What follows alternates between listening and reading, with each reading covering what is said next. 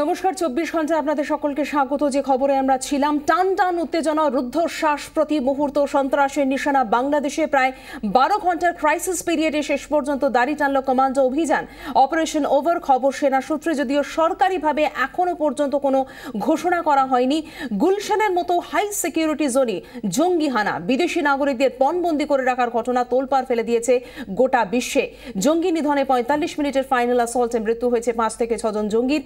অভিযানে নেমে নৌসেনা এবং র্যাবের কমান্ডো বাহিনী এবং র্যাবের এই অ্যান্টি ক্রাইম এলিট ফোর্স। এখনো পর্যন্ত যে খবর পাওয়া যাচ্ছে, অখ্যাত অবস্থায় উদ্ধার করা গেছে 18 জন পণবন্দীকে। আমরা এই মুহূর্তে আমাদের সঙ্গে টেলিফোনে পেয়েছি বাংলাদেশের সাংবাদিক সেলিম সামাদকে। আপনার কাছে জানতে চাইবো যে এখন ঠিক কি পরিস্থিতি? প্রথম কথা হলো যে এখনো পর্যন্ত জিম্মি উদ্ধারের যে ক্রাইসিসটা সেটা সমাপ্তি হয়েছে। তারা জঙ্গিদেরকে তারা হত্যা করতে পেরেছেন। তারা আমরা জানি না, জানতে পারছি না, তারা জানাচ্ছে না যে কোনো জঙ্গি জীবিত আছেন কিনা, আহত হোক অথবা অন্য কোনো অবস্থায়, সেটা আমরা জানি না।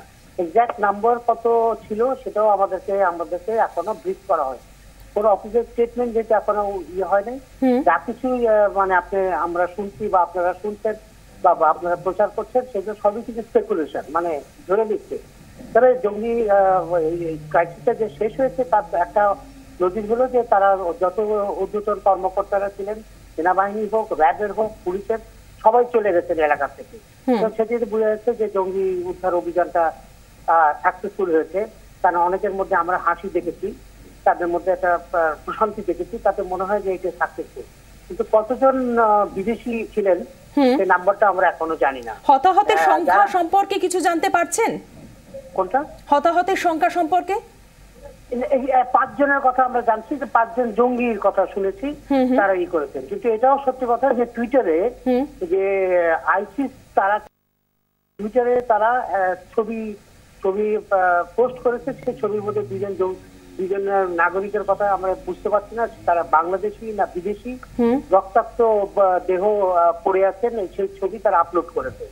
তাতে এক্সাক্ট নাম্বারটা বোঝা খুব মুশকিল। 5 জন জঙ্গি, তারা কি 5 জন প্লাস কত সেটা আমরা এখনো জানি না। এখন ওনারা টোটাল ব্ল্যাকআউট, ব্ল্যাকআউটের কারণে আমরা কিছুই জানতে পারছি না, শুনতে পারছি না।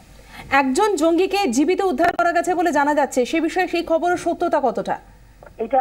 এটা বলা খুব মুশকিল যতক্ষণ না there is an official statement অথবা কোনো ব্রিফিং যদি না করে, তাহলে আমরা করছি না। আর বাংলাদেশ এই ব্যাপারে খুবই দুর্বল, এই অফিসিয়াল স্টেটমেন্ট রিলিজ করা অথবা ঘন্টায় ঘন্টায় ব্রিফিং করা, এটা করে নাই। আর লাইভ ব্রডকাস্ট তো ওরা বন্ধ করে দিয়েছে, ব্ল্যাকআউট করে দিয়েছে, সেজন্য অনেক কিছুই আমরা এখন জানতে পারছি না।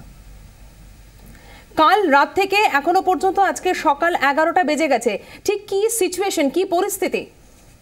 ওই জায়গাটা টোটালি গুলশান বনানী, মানে যে এটা ডিপ্লোম্যাটিক এনক্লেভ, টোটালি লকডাউন। ওখানে কোনো কাউকে প্রবেশ করতে দেওয়া হচ্ছে না, কোনো যানবাহন চলাচল করছে না। যেসব রেসিডেন্টরা ওখানে আছেন মূলত বাংলাদেশিরা, তারা এলাকা ছেড়ে চলে আসছেন। তাদেরকে এলাকা ছেড়ে যেতে মানে ভয়ে হতো, আতঙ্কে হোক, তাদেরকে প্রথমে বাড়ির ভিতরে থাকতে বলেছিল, ওরা সকালবেলায় সব এলাকা ছেড়ে চলে আসছে। পাশাপাশি এটাও সত্যি কথা যে গতকাল 1 তারিখ থেকে ইনফ্যাক্ট বাংলাদেশে ঈদের ছুটি শুরু হয়েছে। স্বাভাবিক অনেকেই কিন্তু শহরে নেই, আপনার রাস্তাঘাট ফাঁকা এবং ওই গুলশান এলাকাতে এমনি ফাঁকা। আর অনেক বিদেশিরা কিন্তু দেশে থাকেন না, এই ছুটির সময় ওরাও বাইরে চলে যায়।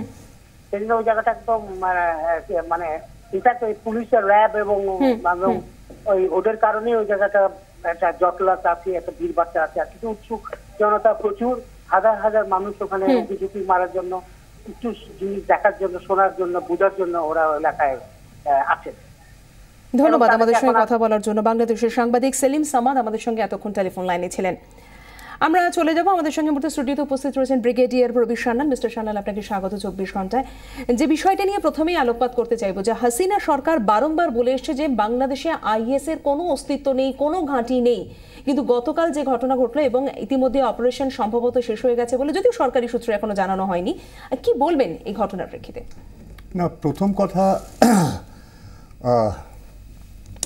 এর যে আগে সরকার ছিল বাংলাদেশে, BNP, they were pro militants, আর ওরাই অনেক মিলিটেন্টস আমাদের দেশে পাচার করেছে।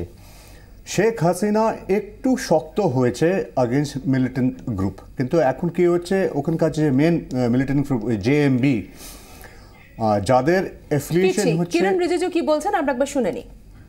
कि बड़ी चुनौती है वो सबके लिए चुनौती है, लेकिन अभी ढाका में जो हुआ है उसमें जितना भी जान मान को नुकसान हुआ है वो पूरा अभी रिपोर्टिंग तो आया नहीं, हम लोग को मिला नहीं अभी। लेकिन माइनॉरिटीज के ऊपर वहाँ पे जिस तरीके से हमले किए जा रहे हैं, क्या आपको लगता है कि ये एक किस्म से चूज करके लोगों के ऊपर अटैक किया जा रहा है? उसके बारे में मैं बाद में बोलूंगा, क्योंकि पूरा ब्यौरा मिलने के बाद ही मैं बोलूंगा। लेकिन सर जिस तरह से आईसिस ने ये जिम्मेवारी ली है, आपको लगता है कि ये पूरे अब ये वक्त है जब पूरा ग्लोबल अभी देखो टेररिज्म का उसके सबको मिलकर लड़ने का विषय है ये, इसलिए मैं बाद में आपको बताऊंगा। ब्यौरा आने दीजिए पूरा। Thank you boss. कब मंडे